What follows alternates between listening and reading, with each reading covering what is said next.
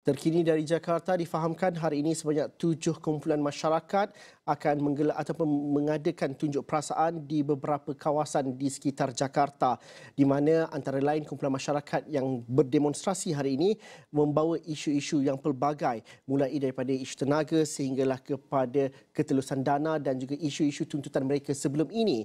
Dan itu telah dimaklumkan oleh pihak polis, tapi keadaan tidak juga dikabarkan tidak seteruk sebelum ini. Tapi saya ingin mendapatkan gambaran sebenar daripada pensyarah politik Universitas Islam Negeri Syarif Hidayatullah Jakarta, saudara Adi Prayitno. Terima kasih Pak Adi kerana sudi bersama kami dalam buletin awal ini. Pertamanya, bagaimana keadaan terkini di Jakarta dan apa yang perlu difahami khususnya bagi penonton di Malaysia mengenai situasi terkini di sana? Difahamkan keadaan aman, tiada anarki, dan juga bagaimanakah tindakan oleh pihak berkuasa seperti pihak polis yang melakukan tangkapan dan sebagainya?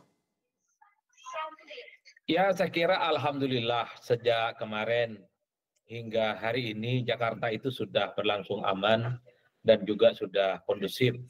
Tidak ada lagi tindakan-tindakan demonstrasi yang sifatnya chaos ataupun anarki. Kalaupun toh hari ini ada demo, kemarin juga ada protes, tapi protesnya berjalan damai, berjalan kondusif sehingga tidak ada sesuatu yang layak lagi untuk dikhawatirkan. Jadi sudah 2 hari ini sebenarnya Jakarta itu sudah aman-aman saja dan sudah kondusif dan banyak sekali kantor-kantor ataupun sekolah termasuk kampus yang juga sudah normal masuk kuliah secara tatap muka, tidak seperti 2 hari sebelumnya yang memang itu dalam banyak hal sudah dilakukan dari rumah. Yang kedua yang saya ingin katakan adalah ini tentu tidak terlepas karena memang pemerintah Indonesia memiliki sikap yang tegas bahwa akan menindak siapapun yang melakukan tindakan-tindakan anarki, akan menindak tegas siapapun yang melakukan tindakan-tindakan kios, melakukan tindakan-tindakan yang mengganggu ketertiban umum, dan itu kemudian akan ditindak secara serius. Oleh karena itu, sejak tanggal 1, tanggal 2 hari ini, itu memang keadaan di Jakarta sudah berangsur baik. Meski harus kita akui masih ada kelompok-kelompok mahasiswa, kelompok masyarakat yang kemudian terus protes untuk menyuarakan aspirasi mereka, terutama kepada DPR. Banyak sekali yang ingin disampaikan oleh para kelompok-kelompok demonstran dan kelompok-kelompok yang melakukan protes. Misalnya, yang paling penting adalah supaya tunjangan kepada anggota dewan itu di-stop dan dihentikan. Dan yang kedua adalah rancangan undang-undang terkait dengan perampasan aset koruptor itu segera disahkan. Karena memang sejak awal begitu banyak masyarakat, kelompok kritis, para kelompok-kelompok demonstran, para aktivis meminta supaya rancangan undang-undang terkait dengan perampasan aset itu segera disahkan. Termasuk juga yang paling penting adalah bagaimana DPR menghentikan segala tunjangan-tunjangan yang dimiliki oleh mereka, karena itulah yang kemudian menjadi sebab kenapa banyak protes. Satu sisi rakyat itu banyak yang kesulitan mencari pekerjaan, masih banyak terjadi kemiskinan dan pengangguran, tapi anggota dewan mendapatkan tunjangan-tunjangan yang sangat berlimpah. Saya kira di situ penjelasan saya. Tapi adakah itu mampu menyelesaikan isu ataupun adakah isu sebenarnya sudah diselesaikan atau ianya reda seketika sahaja? Kerana seperti yang dikatakan oleh Pak Prabowo sebelum ini, beberapa parti politik juga mengambil tindakan untuk nonaktifkan beberapa ahli yang ternyata menghina rakyat. Tetapi ada juga perdebatan mengatakan bahawa itu sekadar non-aktif tetapi mereka masih lagi mendapat allowance-nya. Dan juga bagaimanakah situasi sekarang ini, ada yang mempersoalkan adakah ini adalah refleksi kepada pertentangan kuasa-kuasa di era Prabowo. Bagaimana kita fahami Pak Adi? Ya, saya kira secara prinsip, secara umum, DPR khususnya, pemerintah dan ketua umum partai, satu persatu sudah mendengarkan dan sudah mewujudkan tuntutan-tuntutan dari masyarakat. Misalnya, anggota dewan yang dinilai menjadi biang kegaduhan, yang dinilai menjadi biang kontroversi, itu dinonaktifkan. Ada 5 anggota dewan.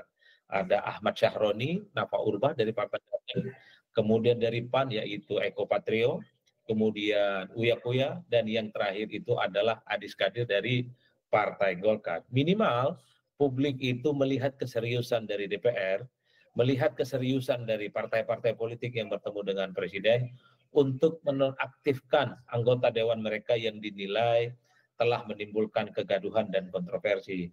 Nah, selanjutnya yang ditunggu oleh publik itu, yang ditunggu oleh rakyat itu kira-kira kapan anggota dewan ini diberhentikan ataupun diganti. Karena kita punya undang-undang itu tidak dikenal nonaktif. Kita itu punya undang-undang namanya pemberhentian antar waktu.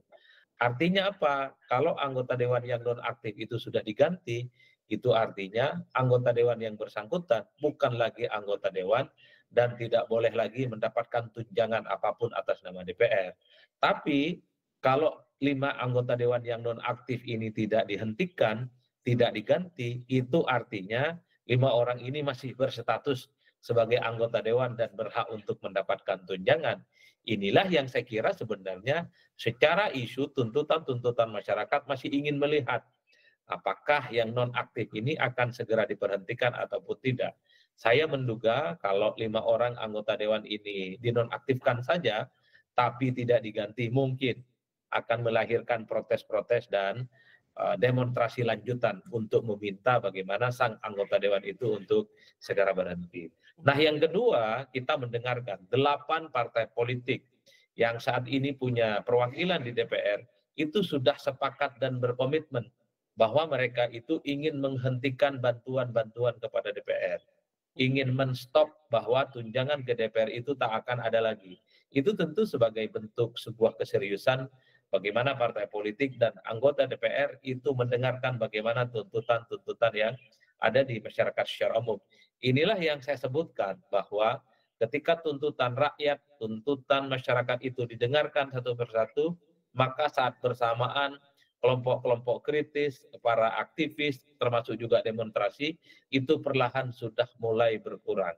Karena secara bersamaan, karena rakyat ini sudah bisa mendengarkan bagaimana para elit-elit, para pejabat itu satu persatu sudah mendengarkan aspirasi mereka.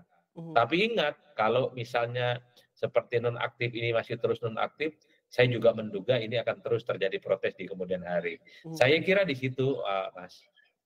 Pak Adi, dalam masa yang sama, kita bukan sahaja memberikan tumpuan di Jakarta, tetapi di seluruh Indonesia hingga ke Bandung, Ternate dan juga perhimpunan besar di universiti-universiti di Jogja semalam. Tapi semalam juga berlakunya demonstrasi yang berlaku di Universiti Islam Bandung dan juga Universiti Pasundan yang menyebabkan kekecohan dan juga sedikit kritikan terhadap tindakan pihak polis dan sebagainya. Bagaimana sebenarnya ia perlu dibaca dalam lapisan-lapisan lain dan juga kuasa mahasiswa dan kuasa warga ahli akademik seperti bapa dan juga ahli universiti yang lain. Bagaimana sebenarnya tuntutan yang perlu difahami? Adakah ini berbeza dengan apa yang berlaku di Dewan Perwakilan Rakyat dan sebagainya? Ya, saya kira 2 hal. Bagi mahasiswa yang melakukan protes dan demonstrasi, tuntutan-tuntutannya dalam banyak hal sudah mulai didengarkan oleh partai politik dan oleh anggota dewan. Contoh, misalnya anggota DPR, anggota dewan yang dinilai menjadi sumber kegaduhan sudah dinonaktifkan. Tinggal kita tunggu kira-kira kapan partai politik akan mengganti atau men-PAW, pemberhentian antar waktu, anggota dewan ini yang dinonaktifkan. Itu kan sudah didengarkan. Yang kedua, kita juga sudah mendengarkan bagaimana partai politik berkomitmen akan membahas terkait dengan rancangan undang-undang perampasan aset.